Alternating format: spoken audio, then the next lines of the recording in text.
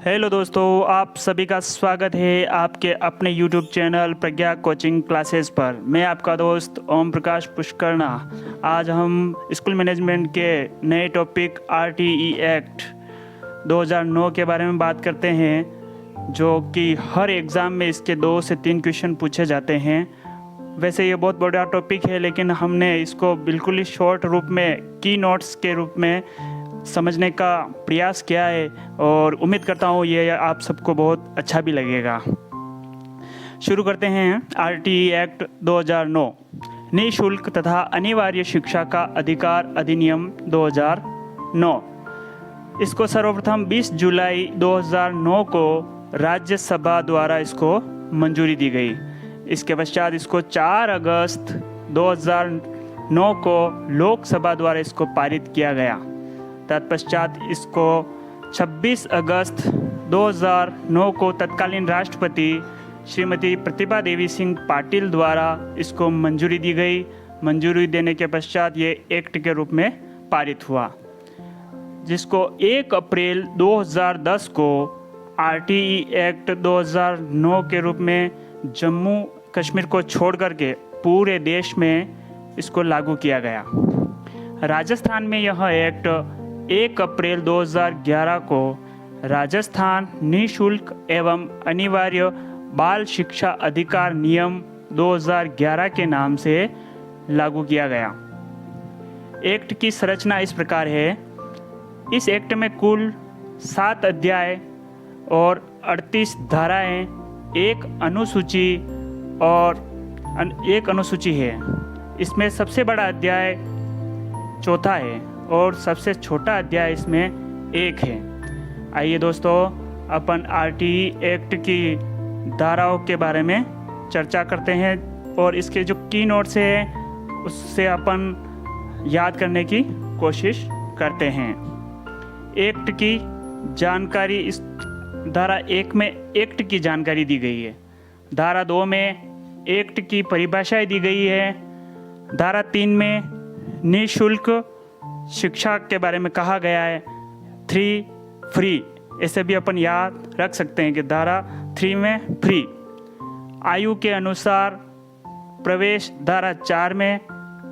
धारा 5 में TC के बारे में बताया गया है। इसको अपन 5 रुपये में TC ऐसे भी याद कर सकते हैं, लेकिन इस धारा में कोई शुल्क का प्रावधान नहीं है, लेकिन याद करने की दृष्टि से अपन 5 रुपये में TC या धारा 5 में TC।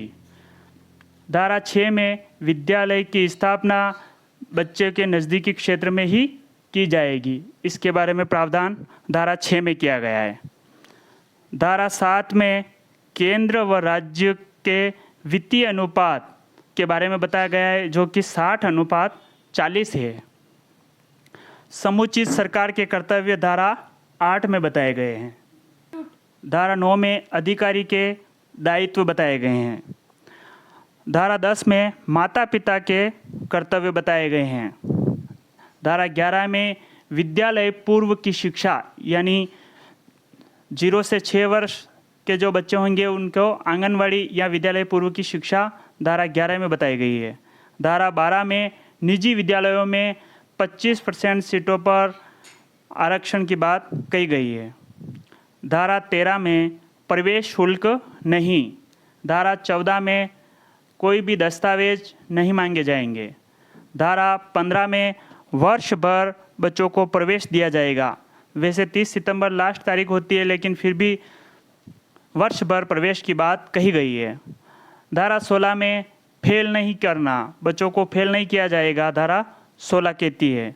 धारा 17 में खतरा, यानी बच्चों की पिटाई या शारीरिक शोषण नहीं करना, धारा 17। धारा 18 में विद्यालयों को मान्यता प्रदान करना और धारा 19 में मान्यता रद्द करना। धारा 20 में विद्यालयों को मान्यता देने के मानक में सरकार परिवर्तन कर सकती है, ये धारा 20 में है। धारा 21 में SMC का गठन करना। धारा 22 में वार्षिक विकास योजना, विद्यालय में वार्षिक विकास योजना बनाना, धारा 22 का कार्य है। धारा 23 में शिक्षक की योग्यता के बारे में बताया गया है। धारा 24 में शिक्षक के दायित्व के बारे में बताया गया है। धारा 25 में छात्र शिक्षक अनुपात के बारे में बताया गया है। धारा 25 में छात्र शिक्षक अनुपात। धारा 26 में 10% से अधिक पद शिक्षकों के रिक्त नहीं होने चाहिए। धारा 27 में शिक्षण के अतिरिक्त शिक्षक केवल चुनाव, आपदा और जनगणना के कार्य ही करेगा। इसके अलावा इन शिक्षकों की ड्यूटी कहीं नहीं लगाई जाएगी।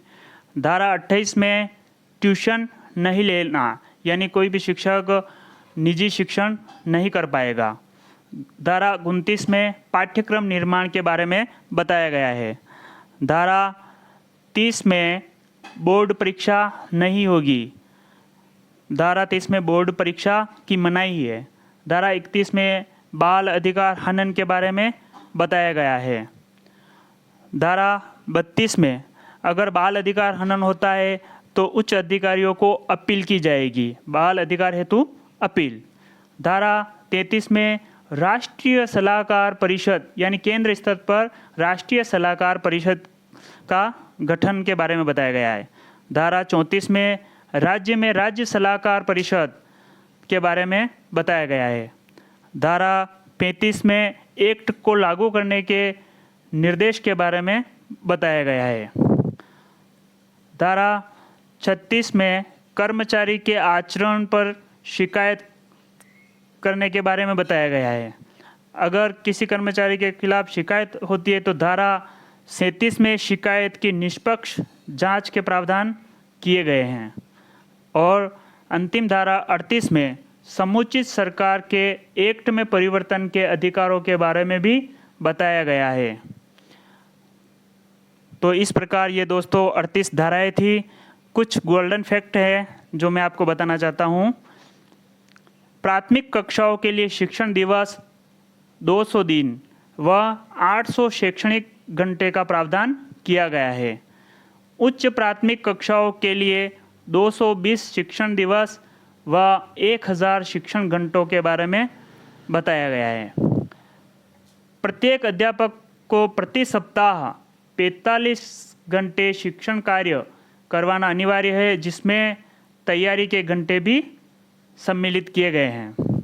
150 विद्यार्थियों पर एक पूर्णकालिक हेडमास्टर की नियुक्ति करने का भी प्रावधान इसमें किया गया है। तो इस प्रकार से दोस्तों आज हमने आरटीई एक्ट को बहुत ही आसान तरीके से सीखा है और मैं आशा करता हूं कि आप सभी को यह मेरा प्रयास बहुत अच्छा लगा होगा। तो इस वीडियो को आप 1 से 2 बार रिवाइज करके देख सकते हैं, तो आपको ये 38 धाराएं याद हो जाएगी।